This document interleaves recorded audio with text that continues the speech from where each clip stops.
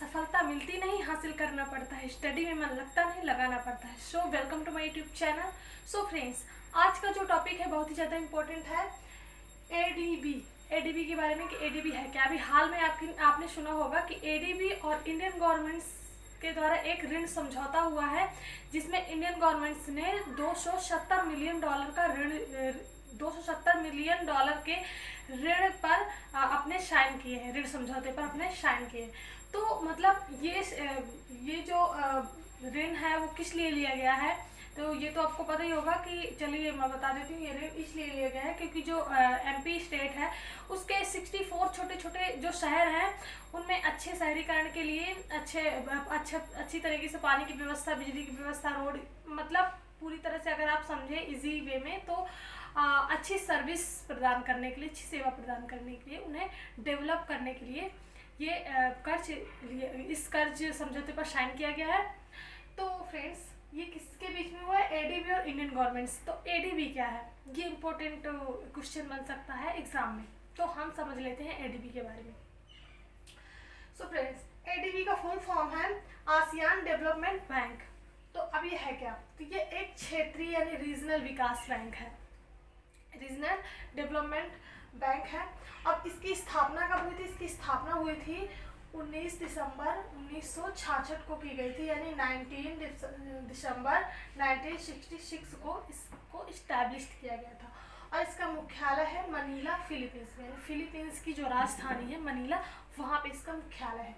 इसे संयुक्त राष्ट्र प्रेक्षण का ऑफिशियल दर्जा प्राप्त है। संयुक्त राष्ट्र प्रेक्षण का मतलब होता है यूनाइटेड नेशन ऑब्जर्वेशन का ऑफिशियल दर्जा प्राप्त है। अब हम बात कर लेते हैं एशियाई विकास बैंक की सदस्यता। ये इंपॉर्टेंट हो गया इसके बारे में, जो कि क्वेश्चन बन सकता है एडीबी के बारे में। अब क्योंकि इंडियन गवर्नमेंट्स और एडीबी के बीच में ये समझौता हुआ है, तो ऑफकोर्स ये बात है कि इंडिया गवर्नमेंट्स को तो जानते हैं क्या है ना, लेकिन एडीबी के बारे में भी हमें पूरी तरह से नॉलेज होना चाहिए, क्योंकि क्वेश्चन में एग्जाम में वही पूछता है जो अपने को पता नहीं होता, जो कुछ नई टर्म निकल के आ रही होती है ना, तो उसके बारे में पूछता है। तो एशियाई विकास बैंक की हम सदस्यता को समझ लेते हैं।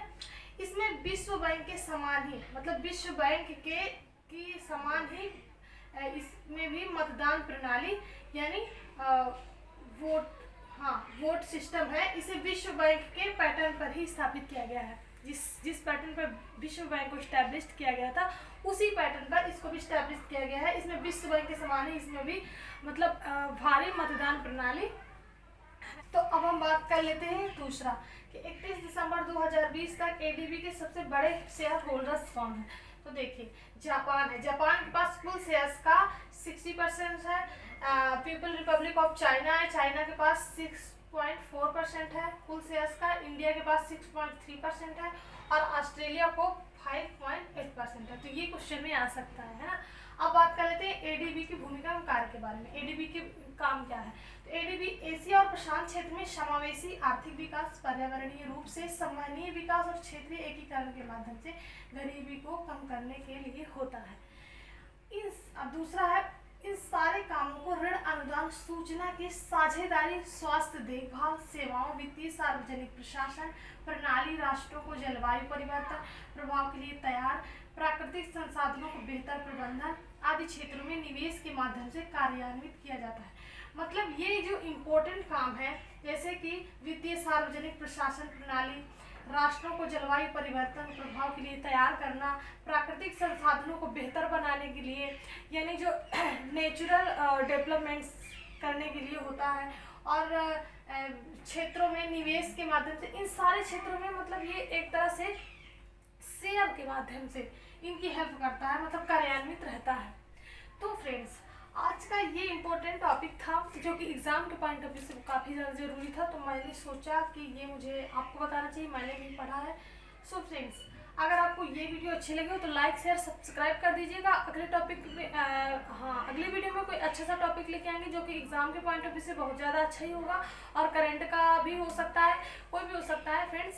सो अगर कोई डिस्टर्बेंस या ऐसा लगा हो कि कुछ समझ में नहीं आया, तो आप मुझे डिस्क्रिप्शन बॉक्स में बता सकते हैं, या फिर इंस्टाग्राम पे मिल जाओगे, अदरवाइज अगली वीडियो में तो मिलेंगे। सो फ्रेंड्स, मिलते हैं अगली वीडियो में। नमस्ते।